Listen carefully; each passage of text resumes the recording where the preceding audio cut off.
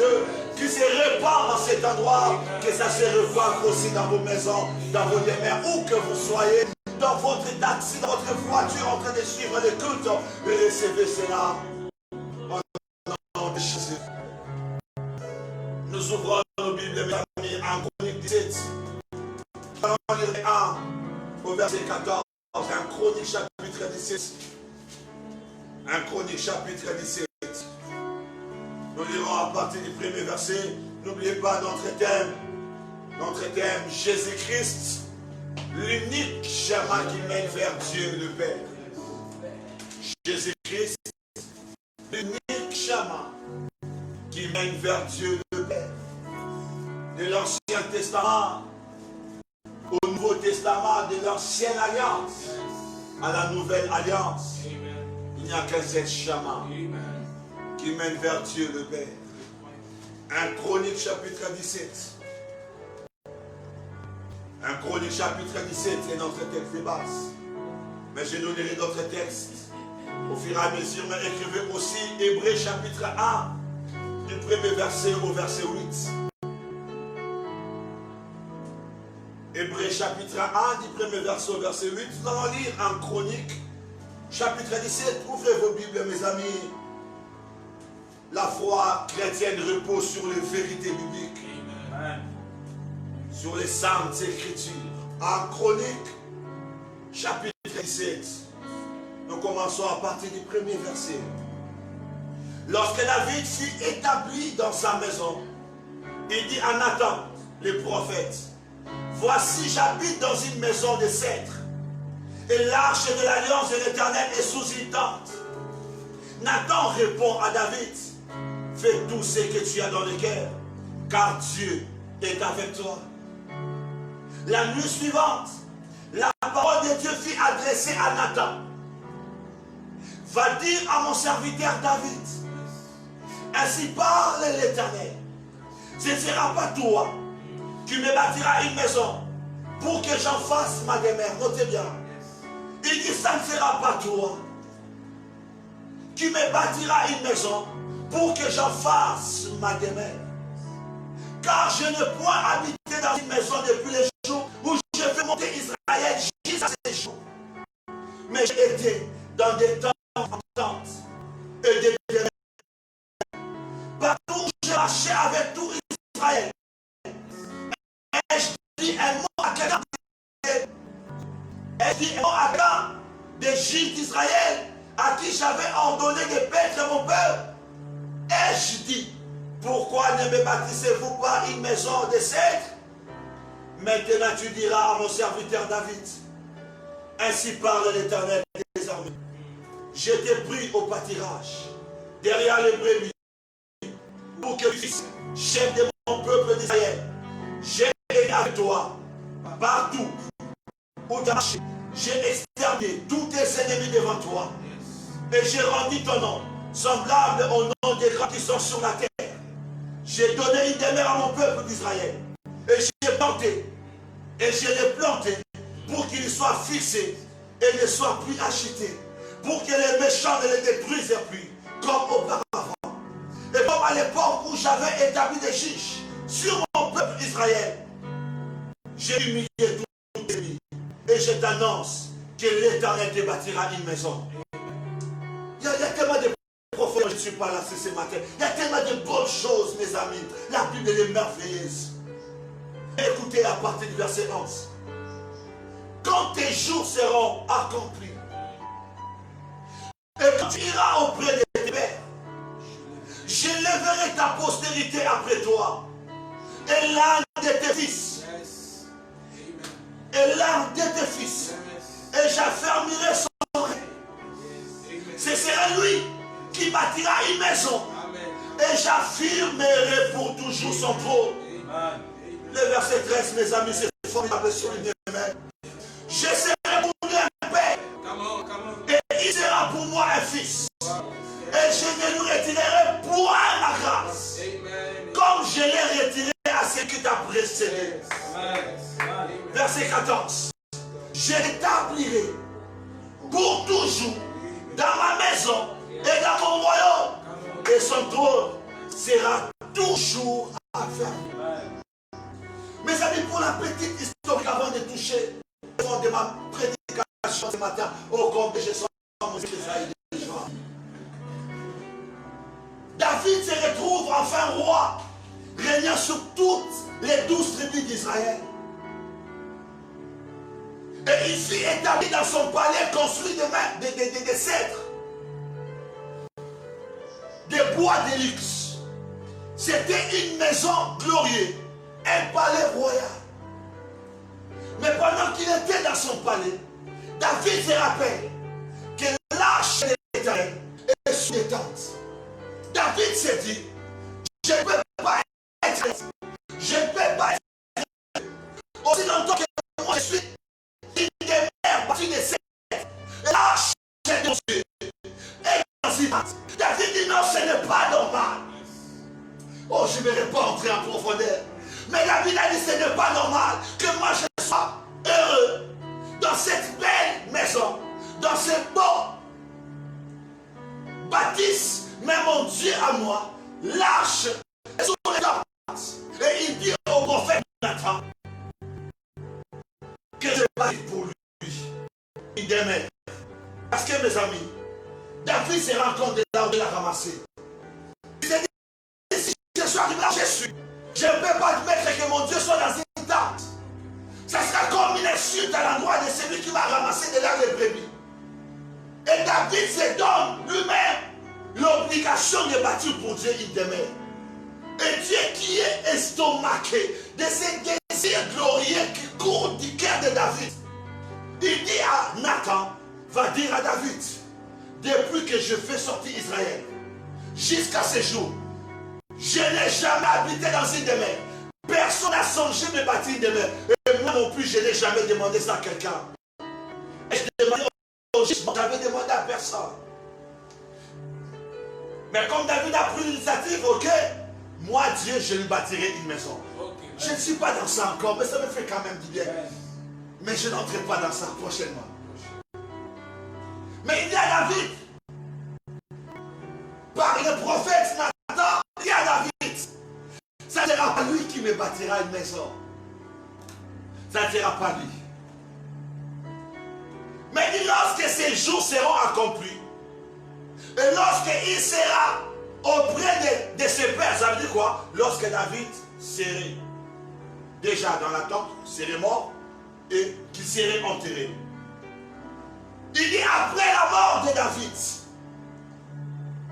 je lèverai ta postérité, dans sa postérité. Il dit, l'un de ses fils, et j'affermirai son trône. Il dit, ça sera lui qui me bâtira. C'est lui qui me bâtira une maison, et j'affermirai pour toujours son trône. Je serai pour lui un père, il sera pour moi un fils, et je lui retirerai point ma grâce, comme je l'ai retiré à celui qui t'a précédé, ça dit Saoul. Je l'établirai pour toujours dans ma maison et dans mon royaume, et son trône sera toujours affermi. Après la mort de Salomon va bâtir le temple. Ainsi, mes amis, la plupart des personnes, lorsqu'ils regardent les événements tels qu'ils se sont déroulés, les gens se disent que c'est de Salomon qu'il était question. Parce que ce n'est pas David qui a construit le temple, mais c'est un des fils de David qui a construit le temple pour Dieu. Vous allez le voir plus tard, quand Salomon a fait la construction, il a fait les dédicaces, la gloire est descendue. Mes amis, il se peut que tu seras un peu choqué, mais permets-moi de t'aider à comprendre les Écritures. La Bible ne parlait pas de Salomon. Si on dit passer comment s'explique, c'est quand même compliqué. C'est Salomon qui a bâti les temples. Et c'est écrit noir sur blanc dans les Écritures. C'est Salomon qui a bâti les temples. Lorsque David s'était dans, c'est son fils Salomon qui a bâti les temples. Est-ce de Salomon qu'il est questionnant? Ici, Dieu ne parlait pas de Salomon. Quoique Salomon ait bâti une maison, une demeure, Parce qu'avant cela, Dieu était dans le tabernacle. Mais Salomon, c'est le fils de David qui a hérité le trône de David, qui a bâti pour l'Éternel le premier temple. Un temple doré. Mais j'aimerais vous dire que ce n'est pas de Salomon dont Dieu parlait à David. Je commence à nous le démontrer. La première des choses au verset 11. Le Seigneur dit à David, quand tes jours seront accomplis et que tu iras auprès de tes pères, il dit, je lèverai ta postérité après toi. Et il dit, l'un de tes fils, il n'a pas cité le nom, il a dit l'un de tes fils, et j'affermirai son règne. Il dit, quand tu te serais, quand tes jours seront accomplis, or quand vous lisez l'histoire, vous allez vous rendre compte de quelque chose, que Salomon a été établi roi avant que David ne meure. Salomon était déjà élevé. Or Dieu parle à David que ses descendants, ses fils que j'élèverai, ça ne serait qu'après ta mort, après que tu sois enterré. Mais Salomon est devenu roi, David vivant. Parce que c'est David qui a ordonné Salomon roi. Et rappelez-vous, David a pris encore beaucoup de temps avant de mourir. Salomon régnait déjà. Et David était en train d'instruire Salomon, qui était un jeune roi. Donc la première hypothèse qui écarte Salomon, c'est le fait que Dieu parle d'une postérité qui suscitera après David son mort. Or Salomon est suscité du vivant de David.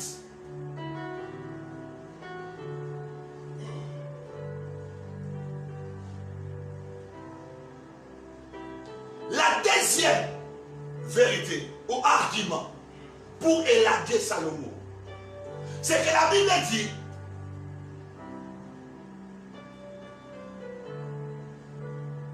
que je serai pour lui un père et il sera pour moi un fils. Je ne lui retirerai point ma grâce comme je l'ai retiré à celui qui t'a précédé. Or, quand vous lisez les livres des rois, vous allez voir qu'à un moment donné de l'histoire de Salomon, la Bible dit que son cœur s'attacha à des femmes, à plusieurs femmes.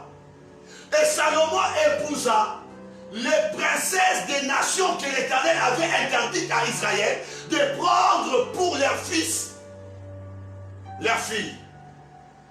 Il avait dit que tu ne donneras pas à tes fils les filles des Étiens, des Éviens, des Jébusiens, des Cananéens. Dieu est en train de citer. Mais lorsque Salomon est devenu roi, son cœur s'attacha à des femmes. Il épousa les filles des Éviens, des Cananéens, des Jébusiens. Il épousa les filles des nations que Dieu avait interdites. Et son cœur fut détruit. Et Salomon servait notre Dieu. Ainsi, il vient à Salomon pour lui dire que tu n'as pas marché dans les chemins de ton père David. À cause de ça, je détruirai le royaume. Je détruirai ton royaume et je le donnerai à ton serviteur. Et il est question de Jéroboam. Parce que lorsque Salomon est mort, le royaume d'Israël était divisé en deux. Le fils de Salomon, Roboam, était en train de diriger une seule tribu. Non, je dirais des tribus. Et les 10 autres tribus d'Israël étaient dirigées par les serviteurs de Salomon. Les royaumes étaient déchirés. Or Dieu dit que celui-là, j'établirai pour toujours dans ma maison et dans mon royaume. Son trône sera toujours affermi. Or le trône de Salomon n'était pas toujours affermi. Et Dieu lui dira, mais je ne le fais pas de ton vivant à cause de ce que j'ai fait avec David. Mais il dit, après que tu sois mort, Salomon, il dit, le royaume sera divisé et je le donnerai à ton serviteur. Troisième argument. que Dieu n'avait jamais dit à Salomon que tu es mon fils et je suis pour toi un père. Mais il s'est révélé comme le Dieu de son père. Le Dieu d'Israël. Il a marché sous l'autorité du Dieu d'Israël. Mais le fils dont il est question, la Bible dit, je l'appellerai fils, et je serai pour lui un père. Ça dit que beaucoup d'éléments de la Bible, et là, Salomon, quoi qu'il ait bâti pour Dieu un temple, et j'irai même plus loin, est-ce même de ces temples que Dieu disait? Ouvrons les Écritures maintenant pour nous révéler les fils en question. Luc chapitre 1er. Oh mon Dieu, j'aime les Écritures. La Bible parle par la Bible. On n'a pas besoin de lire des livres apocryphes ou des cabales juifs pour expliquer la Bible. Moi encore des livres de yoga. Ou des fois des balades. Luc chapitre 1. Vous êtes là, Luc chapitre 1er. Oh my God, Luc chapitre 1er. Nous lisons à partir du verset 30. L'ange lui dit, ne crains point Marie, car tu as trouvé grâce devant Dieu. Voici, tu deviendras enceinte. Et tu enfanteras un fils. Tu donneras le nom de... Le nom de qui? Jésus. Le nom de qui? Jésus. Le nom de qui? Jésus. De Jésus. My God, verset 32. Il sera grand et sera appelé fils du Très-Haut. Et le Seigneur Dieu lui donnera quoi? Le trône de David, son père. Il dit l'Éternel lui donnera le trône de David, son père. Or Dieu dit dans 1 Chronique verset 1 Chronique 17 que nous avons lu, à partir du verset 13, il dit l'un de tes fils, il dit je susciterai l'un de tes fils après que tu sois couché auprès de ton père. Et si David est couché auprès de son père, et Dieu a dit comme pour honorer la parole qu'il avait dit, la personne qui doit aller pour Dieu la maison. Et l'ange révèle cela à Marie. Il dit ceci, il sera grand et sera appelé fils du Très-Haut. Et le Seigneur Dieu lui donnera le trône de David son père. Mes amis, c'est de Jésus qu'il était question. Lorsque le père disait l'un de tes fils, il ne parlait pas de Salomon, il ne parlait pas d'Absalom, moins encore Absalom. Mais il était question de Jésus. Et lorsque le temps fut accompli, le Seigneur est venu rappeler la prophétie ou la promesse qu'il avait donnée à David. Que l'un de tes fils, de ta postérité, je le susciterai. Et je l'élèverai. Il dit, c'est lui qui me bâtira le temple. Le temple était le lieu où les enfants d'Israël entraient au contact avec le monde de Dieu. C'est là où les peuples venaient trouver grâce. Mais Dieu dit, ce n'est pas n'importe qui doit construire ces chemins qui conduisent vers moi. Mais la personne qui servira des chemins, c'est lui qui doit construire, c'est moi-même qui les suscitera. Amen. Il dit, il sera de ta postérité. Pourquoi? Parce que comme tu as le désir de faire pour moi ça, David, la promesse, c'est l'un de tes fils. C'est celle-là qui me battra. Et je répète encore, les tabernacles servaient de moyens de communication entre Dieu et l'homme. Les moyens de contact entre Dieu et l'homme.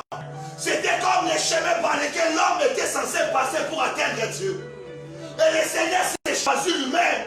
La personne qui bâtira les tabernacles, c'est lui qui freinera les chemins qui mènent vers lui.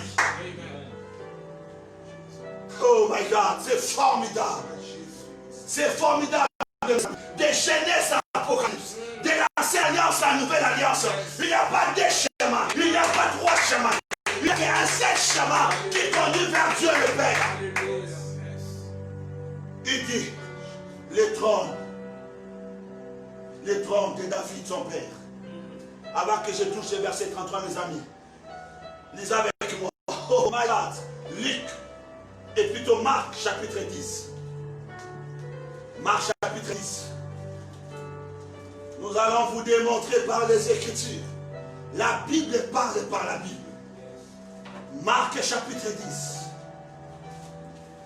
Oh Jésus est descendant. La postérité de David, que le Père avait promis. Marc, chapitre 10. Est-ce que vous êtes là? À partir du verset 46, ils arrivèrent à Jéricho. Et lorsque Jésus en sortait avec ses disciples, on dit, et une assez grande foule, les fils de Timée, Bartimée, mendiant avec, étaient assis au bord du chemin. Il attendit. C'est Jésus de Nazareth. Il s'est mis à crier, fils de David, aie pitié de moi. Fils de David, aie pitié de moi. Pourquoi? Parce que c'est moi qui vais faire le Père. Il dit, aie pitié de moi. On a dit, c'est Jésus de Nazareth qui passait. Mais, oh mon Dieu, mais Bartimée était révélé. Que fils de donc, le prophète Nathan avait dit à David, ce n'était pas Salomon, mais c'était Jésus de Nazareth. Car n'oubliez pas, l'ange a dit à Marie, son nom sera Jésus. Le problème, les gens n'avaient pas la révélation que c'était Jésus, l'un des fils. Amen. Mais Bartimée avait la révélation. Il a compris que c'est lui qui devait bâtir la maison de l'année. La maison dans laquelle nous trouvons grâce. La maison qui nous permet la manifestation divine. Il a compris que c'était Jésus. Et il n'a pas crié Jésus. Il a crié en fonction du nom de la révélation. Il a touché à la révélation. Il savait que lorsqu'il disait fils de David, il touchait les constructeurs du temple. Oh! Il touchait les frayeurs, les baliseurs, les bandages. Et il savait que c'est au travers de lui que ces yeux pourront s'ouvrir. Fils de David. Ce n'était pas Salomon, mes amis. Mais Bartimée aussi a compris que c'était Jésus. Et que tu dises, bon, pasteur, trop de coïncidence. Bon, je prends encore Apocalypse. Montons. Montons, mes amis. La Bible part par la Bible. Nous prêchons la Bible. Et nous restons dans les Écritures. Apocalypse chapitre 3. Verset 7. Et à l'ange de l'église de Philadelphie, voici ce qu'il dit ça. Le véritable. C'est lui qui a la clé de qui? La clé de David. C'est lui qui ouvre et personne ne fermera. C'est lui qui ferme et personne n'ouvrira. C'est lui qui a la clé de David. Et s'il lui ouvre ses chemins, il dit personne ne peut le fermer. Il a la clé de David. Lisez encore Apocalypse 5. Je monte avec vous, mes amis. Je vais faire de la parole. C'est merveilleux. Apocalypse 5, verset 5. Et l'un des vieillards me dit, ne pleure point. Voici les lions de la tribu de Juda. Les rejetons de David a vaincu pour ouvrir le livre. Et c'était chaud. Les rejetons de David. Encore une fois de plus, on identifie Jésus comme l'un des fils promis dans l'Ancien Testament qui bâtira le temple.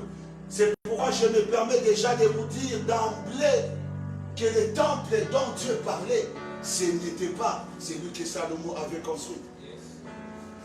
Vous allez comprendre c'est quoi ce temple. Parce que ce que Salomon avait construit n'était rien d'autre que la préfiguration. La préfiguration.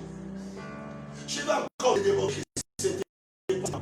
Parce qu'il dit cette maison sera éternelle. Alors que Salomon a été plus étranger. Le roi de Babylone était entré. Il a pillé les temples. Ils ont cassé. Ils ont détruit. Et c'est après beaucoup de temps que Esdras, avec Zorobabel, les sacrificateurs Josué, qui diront rebâtir les temples avant que l'ennemi vienne rebâtir la muraille. Parce que ces temples étaient détruits.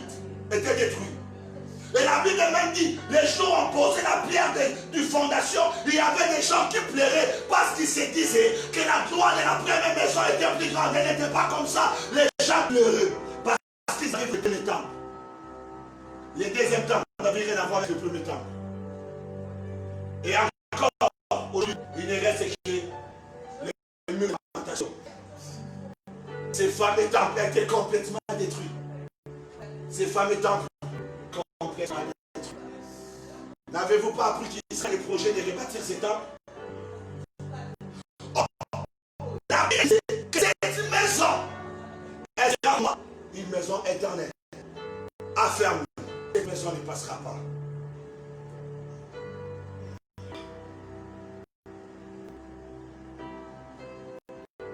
Lisons Jean chapitre 10.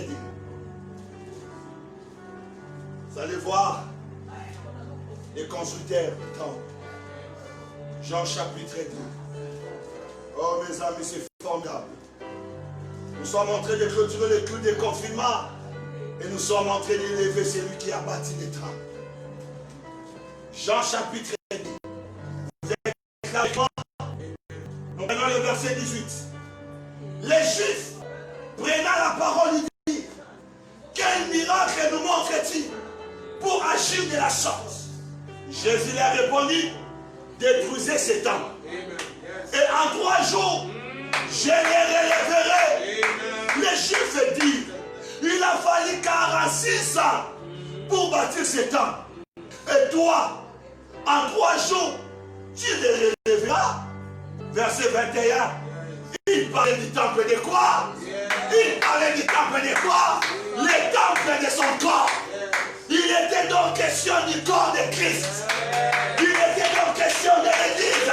C'était le temple dont Dieu parlait. C'est ce corps de Christ. Cette église que toi et moi nous appartenons. Et c'était ça le véritable temple. Lorsque Dieu disait que l'un de tes descendants, que je l'élèverai, c'est lui qui me bâtira une maison. Ce n'était pas la maison faite de main d'homme, mais c'était le corps de Jésus. C'était le corps de Jésus. Mes amis, quand le verset 22 nous dit, c'est pourquoi, lorsqu'il fut ressuscité, ses disciples se souvinrent qu'il avait dit cela. Ils crurent à la lecture et à la parole que Jésus avait dite. Mes amis, celui qui devait bâtir a dit: détruisez-moi ces temples dans 3 jours. Quand les 3 jours représentent ou symbolisent les 3 jours que Jésus a fait dans la tombe. C'était les 3 jours de construction. Il était en train de bâtir son temple. Les 3 jours, le temple était déjà accompli. Lorsque Jésus était ressuscité, le temple était déjà accompli.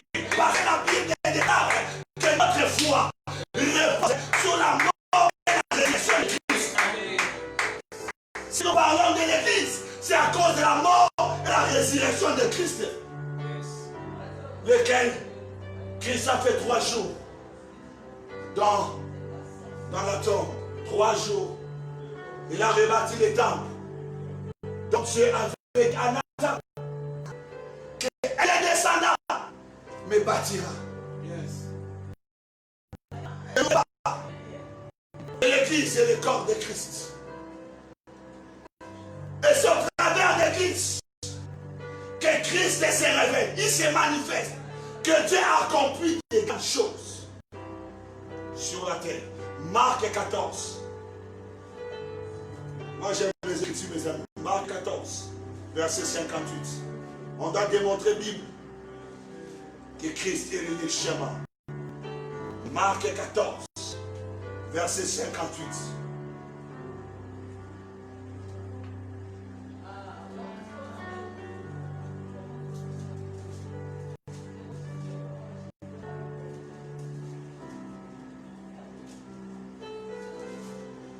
Excusez-moi, j'étais dans Luc.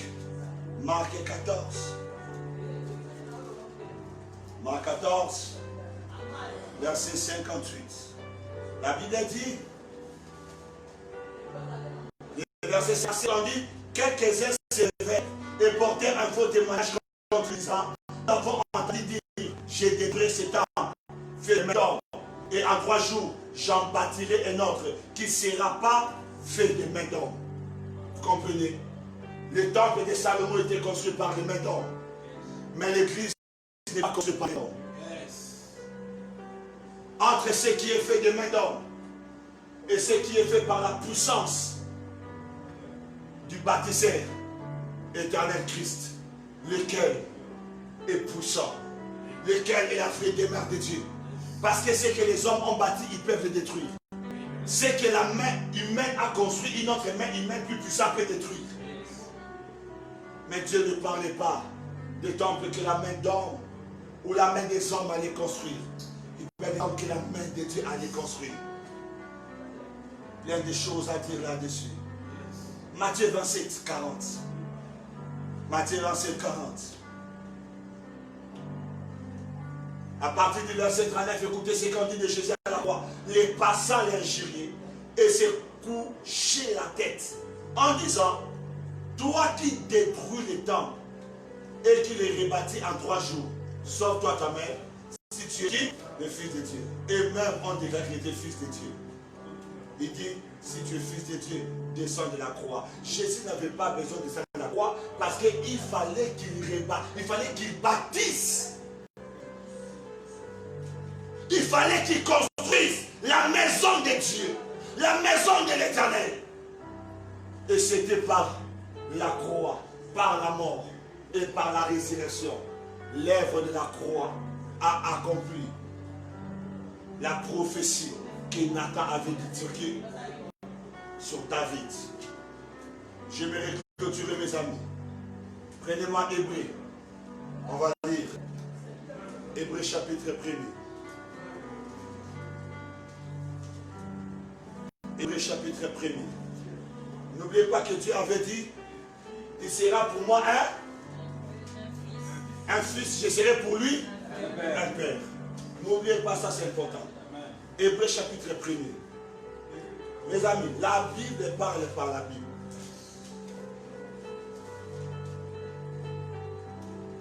À partir du premier verset, Hébreu chapitre 1er. Hébreu chapitre 1er. À partir du premier verset. Après avoir autrefois Pierre est prise, et de plusieurs manières parlé à nos pères par les prophètes, Dieu dans ces derniers temps nous a parlé par les fils, qu'il a établi héritier de quoi? De toutes choses, par lesquelles il a aussi créé le monde, et qui étant le reflet de sa gloire et la pointe de sa personne, et soutenant toutes choses par sa parole puissante, avec la purification des péchés, et s'est assis à la droite de la majesté divine, dans les lieux très hauts, devenu d'autant supérieur aux anges, qu'il a hérité de quoi? D'un nom plus excellent que le leur. C'est quel nom? Le nom de Jésus-Christ. Alléluia.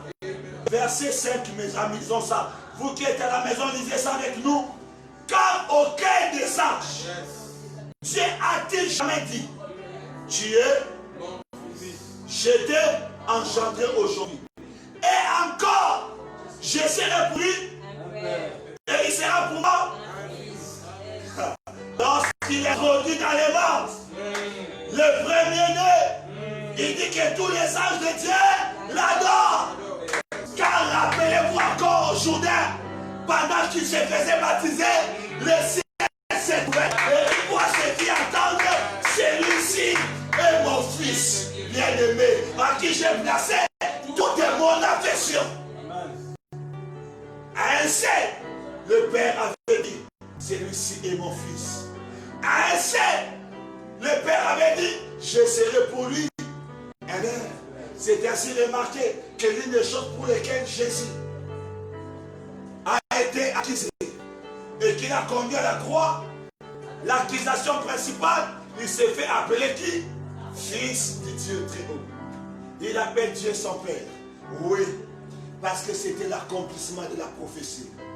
Mes amis, Jésus est celui que la Bible parle depuis des générations. Depuis la nuit du temps, depuis Genèse, Christ est parlé. Christ est prêché. Christ est enseigné.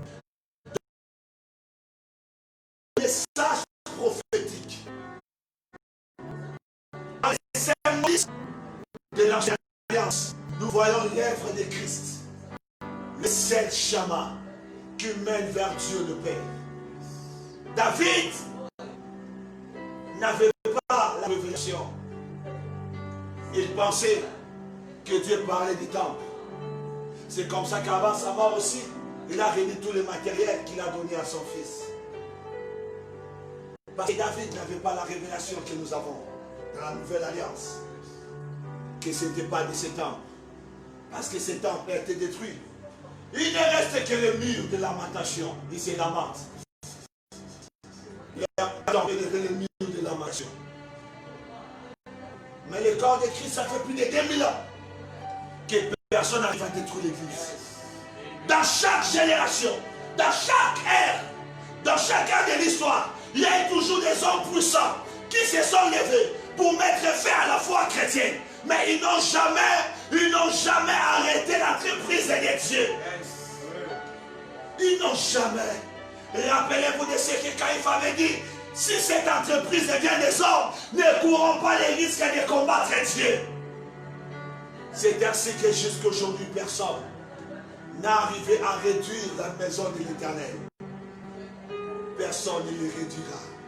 L'église est la maison que Dieu avait promis que je bâtirai. L'église, c'est l'accomplissement de la prophétie de 1 Chronique chapitre 17. L'église, mes amis, c'est la maison dont Dieu avait dit, l'un de tes fils se bâtira. Car Jésus a dit à Pierre, ce n'est ni la chair ni le sang qui t'ont révélé ces choses. Mais dit, tu es Pierre. Et sur cette pierre, je bâtirai mon église. Il dit, je bâtirai mon église. Et il a bâti son église. En faisant 3 jours dans le tombeau. En ressuscitant des morts, l'apôtre Paul dit aux Corinthiens, vous savez que lorsque je suis venu vers vous, je n'ai pas voulu savoir autre chose que Christ est mort et ressuscité. Parce que c'est ça l'église. Il n'y a pas d'autre mystère. La pierre qu'on rejetait, c'est qui baptisait. Israël a rejeté cette pierre. Mais elle est devenue la principale des langues. Le fondement, la fondation, l'été téléstal, celui qui a accompli, qui a réalisé l'œuvre de Dieu. Mes amis, ne courez pas à gauche, à droite vers des pseudo-révélations, vers des pseudo-prophètes, vers des pseudo-délivrances, mais passez par la croix.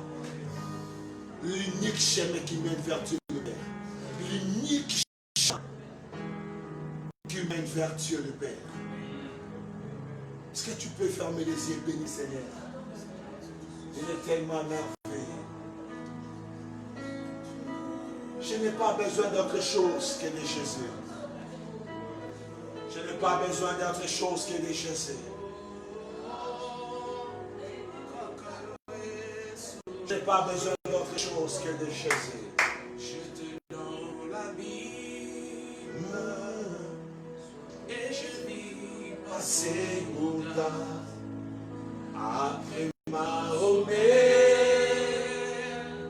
C'était comme le sourd.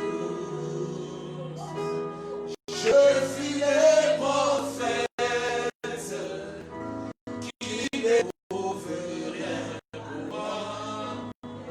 Mais lorsque je vis Jésus, Jésus me sauva. J'étais dans la Bible. J'étais dans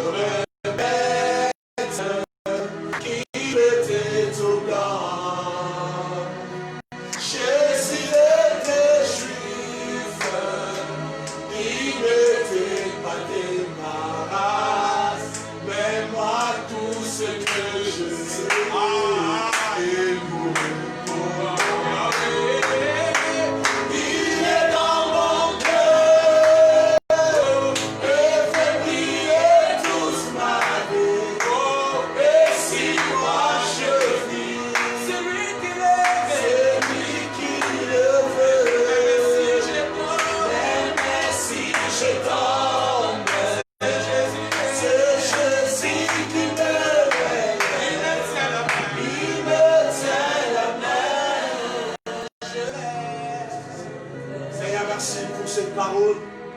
Jésus, merci d'être celui par qui les prophètes ont annoncé. D'être celui qui est le pendant Gina, le chef par excellence. Merci de nous avoir sauvés, de nous avoir mis sur le chemin du salut, et de nous avoir donné la félicité éternelle.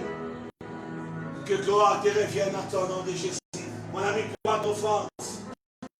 Prends ta invitation d'audience. Prie à notre Jésus qui a accompli une œuvre. L'œuvre la plus importante.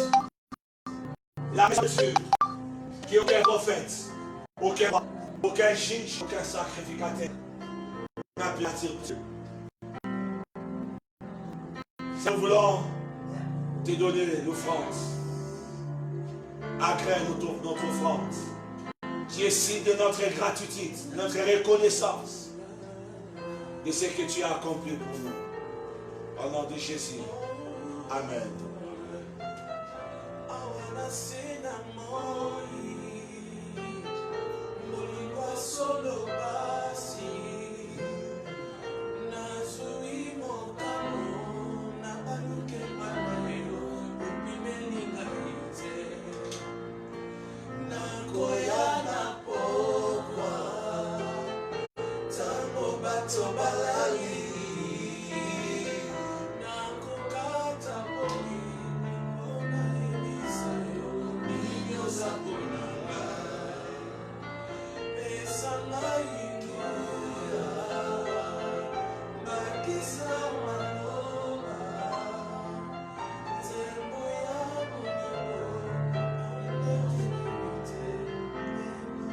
Seigneur, nous bénissons ces offrandes d'action de grâce au nom de Jésus. Amen.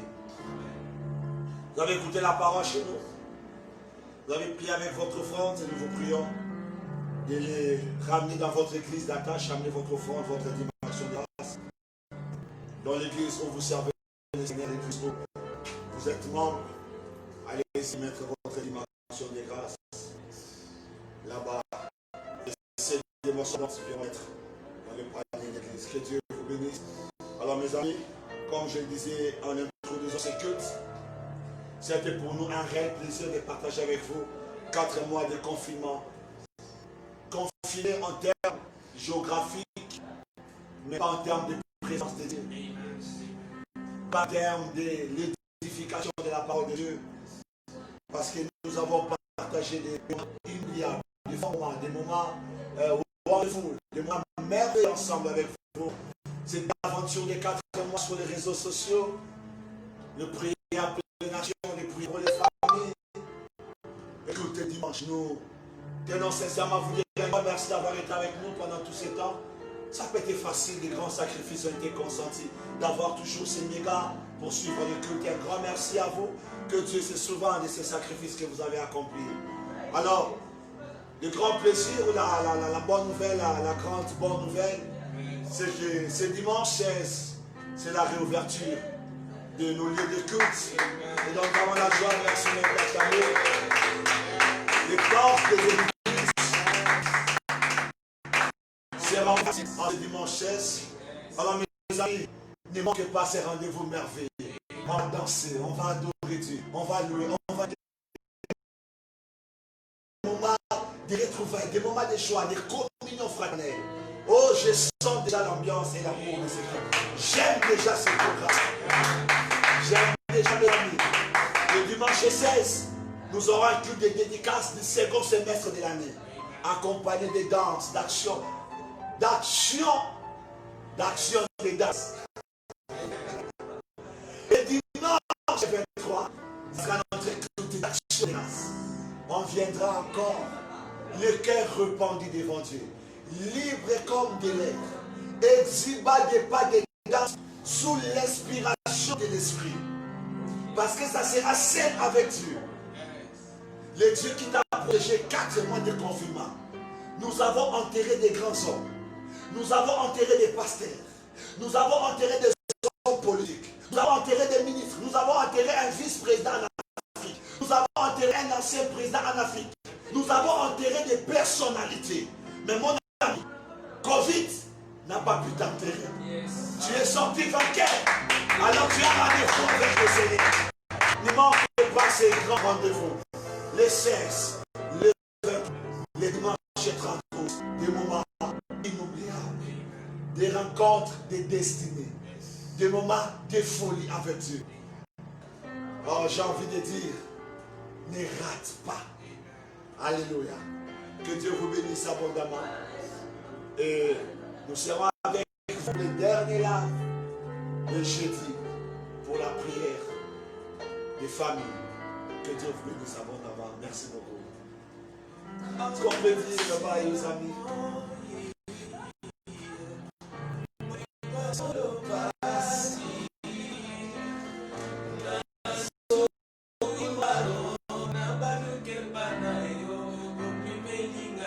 Oh, c'est spécial qui venez mes amis, venez travailler. On verra aujourd'hui l'équipe qui était toujours derrière moi.